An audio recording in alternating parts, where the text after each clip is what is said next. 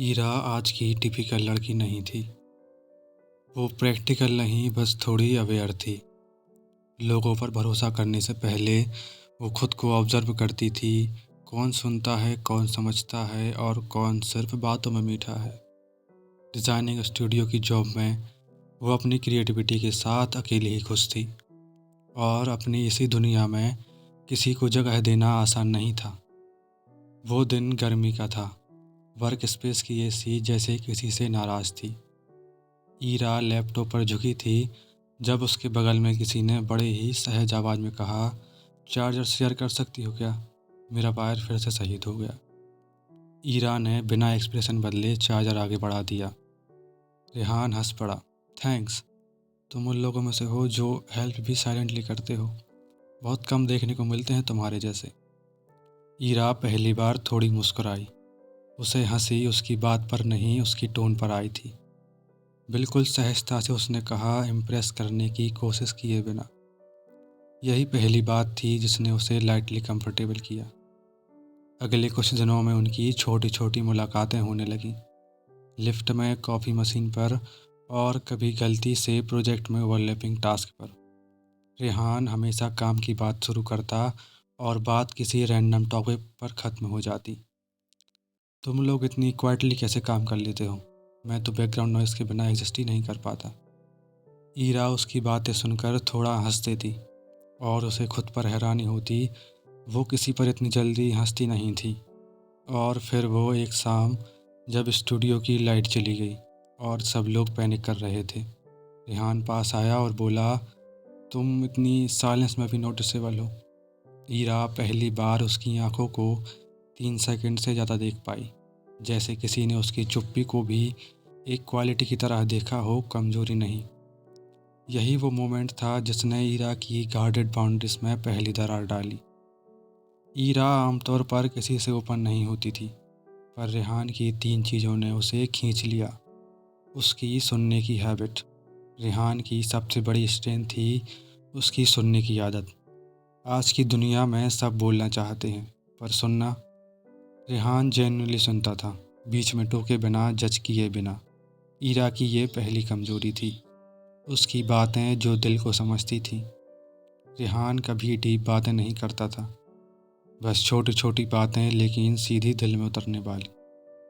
जैसे एक बार उसने कहा था, तुम्हारी चुप्पी में बहुत कुछ है, बस सही इंसान ही सुन पाता है। और ईरा पहली बार किसी से बोल पाई खुद के बारे में। वो एहसास कि कोई तुम्हें समझ रहा है। ईरा को लगा कि शायद शायद वो अकेली नहीं है। ईरा को रेहान पर भरोसा इसलिए था क्योंकि उसने कभी उससे कुछ मांगा नहीं था। न टाइम, न एक्सप्लेनेशन, न कमिटमेंट, बस प्रेजेंस। एक सॉफ्ट स्टेबल प्रेजेंस। या कम से कम ईरा को ऐसा लगता था। उनकी बातें सिंपल थी। Late night voice notes, busy दिन में अचानक कोई थॉटफुल मैसेज, थोड़ा टीजिंग, थोड़ा फनी।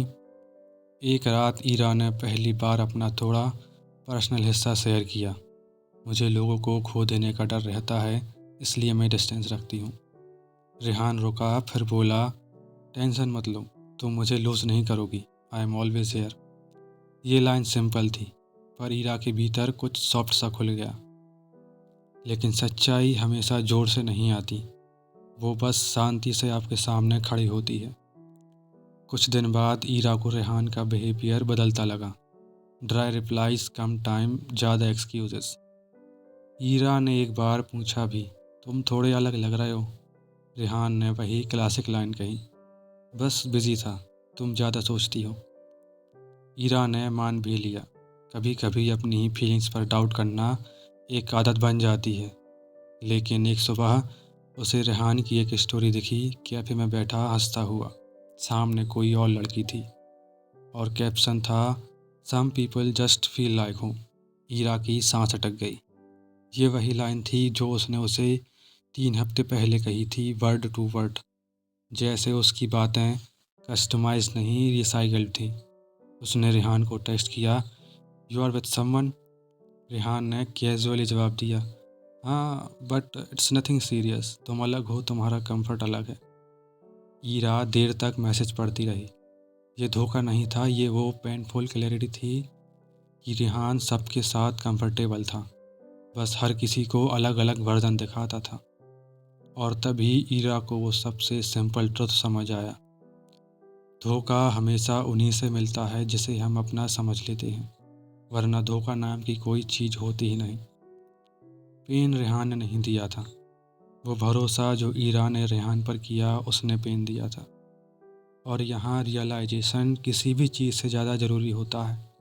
उसने फ़ोन रखा, बिना फाइट्स, बिना ड्रामा, बिना ब्लेम किए, क्योंकि कुछ एंडिंग्स शब्दों की नहीं स्वीकार की होती हैं। कभी कभी हमारी ज़िंदगी में भी ऐसे लोग आते हैं जिन पर हम भरोसा करके हम अपने अतीत के सारे घाव उन्हें बता देते हैं, और जब हमें उनकी सबसे ज़्यादा ज़रूरत होती है तब हमें समझ आता है कि ये उस लायक नहीं थे जितना हमने उन पर भरोसा किया। अगली सुबह ईरा ने खुद से कहा, विश्वास गलत नहीं था, गलत जगह किया गया विश्वास गलत था। उस रात उसने रेहान को ब्लेम नहीं किया, वो बस थोड़ी और अवेयर हो गई। उसकी हीलिंग यहीं से शुरू हुई, बाउंड्रीज के साथ, सेल्फ वर्थ के साथ और एक शांत मैच्योरिटी के साथ। कभी कभी जीवन में कुछ छोटी छोटी घटनाएं हमें बड़ी सबक सिखा जाती हैं, बस ज़रूरत होती है उन्हें पहचानने की।